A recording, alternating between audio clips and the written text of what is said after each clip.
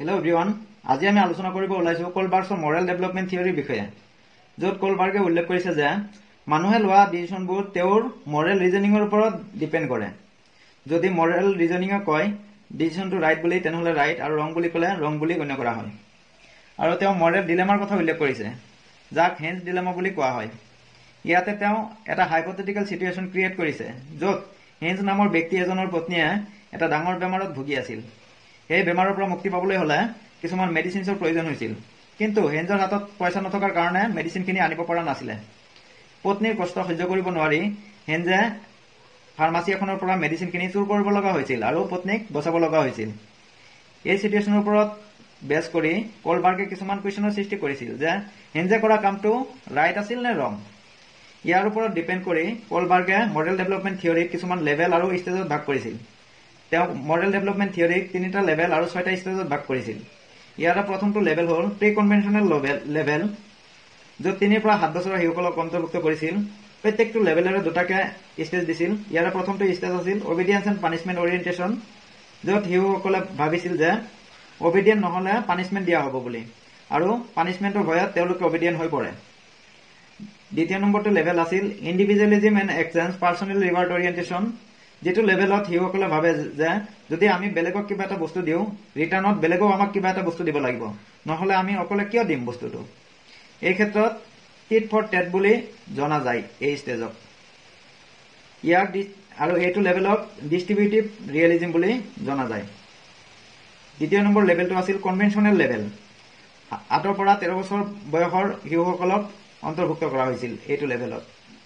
ইয়াৰ প্ৰথমটো ষ্টেজ হ'ল interpersonal relationship, যাক good girl good boy orientation বুলি জনা যায়। এইটো ষ্টেজত শিশুসকলে ভাবে যে তেওঁলোকে যদি ভাল কাম কৰে তেনেহ'লেহে তেওঁলোকক ভাল বুলি কোৱা হ'ব, আৰু সেইকাৰণে তেওঁলোকে পিতৃ মাতৃৰ আগত ভাল কাম কৰি যায়। আৰু দ্বিতীয়টো ষ্টেজ আছিল মেইনটেইনিং দি ছ'চিয়েল অৰ্ডাৰ, ল এণ্ড অৰ্ডাৰ অৰিয়েণ্টেশ্যন, আৰু এইটো ষ্টেজত ছ'চাইটিৰ কিছুমান ৰুল এণ্ড ৰেগুলেশ্যন তেওঁলোকে পালন কৰে। কনভেনশ্যনেল লেভেলক মৰেল ৰিয়েলিজম বুলি জনা যায়। আৰু ফাইনেল লেভেলটো হ'ল পোষ্ট কনভেনশ্যনেল লেভেল। ইয়াতে 18+ ইয়াৰ্ছৰ লোকসকলক অন্তৰ্ভুক্ত কৰা হয়। ইয়াৰ ষ্টেজ দুটা হ'ল social contract and individual right, য'ত ব্যক্তিয়ে ছ'চাইটিৰ কিছুমান কণ্ট্ৰেক্টত অন্তৰ্ভুক্ত হৈ পৰে আৰু ইণ্ডিভিজুৱেল ৰাইটৰ প্ৰতি এৱাৰ হৈ পৰে। আৰু ফাইনেল ষ্টেজটো হ'ল ইউনিভাৰ্চেল ইথিকেল প্ৰিন্সিপল, যিটো ষ্টেজত অতি কম সংখ্যক মানুহে গৈ পায়, আৰু এইটো ষ্টেজত মানুহে নিজতকৈ সমাজ আৰু দেশৰ প্ৰতি বেছি গুৰুত্ব দিয়ে। এইবিলাক মানুহৰ এক্সাম্পল হ'ল যেনে Mahatma Gandhi, Nelson Mandela etcetera. আৰু এইটো লেভেলক পোষ্ট কনভেনশ্যনেল লেভেলক মৰেলিটি অফ কোঅপাৰেশ্যন বুলি কোৱা হয়। কোলবাৰ্গৰ মৰেল ডেভেলপমেণ্ট থিয়ৰীক গিলেগিয়ান নামৰ মহিলা এজনীয়ে কিছুমান ক্ৰিটিচিজম দিছিল।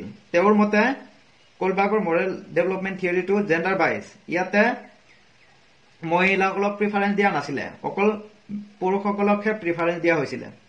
আৰু তেওঁৰ মতে not applicable in all culture. Moral development থিয়ৰীটো সকলো কালচাৰৰ ক্ষেত্ৰত এপ্লিকেবল নহয়। আৰু হাইপথেটিকেল চিটুৱেশ্যন, মৰেল ডেভেলপমেণ্ট থিয়ৰীটো এটা হাইপথেটিকেল চিটুৱেশ্যনহে, ইয়াৰ কোনো ৰিয়েলিটি নাছিলে। এই ক্ষেত্ৰত গিলিগিয়ানে কিছুমান ক্ৰিটিচিজম আগবঢ়াইছিল। যদি ভিডিঅ'টো আপোনালোকৰ ভাল লাগে তেনেহ'লে লাইক, কমেণ্ট আৰু শ্বেয়াৰ কৰিব নাপাহৰিব। ধন্যবাদ।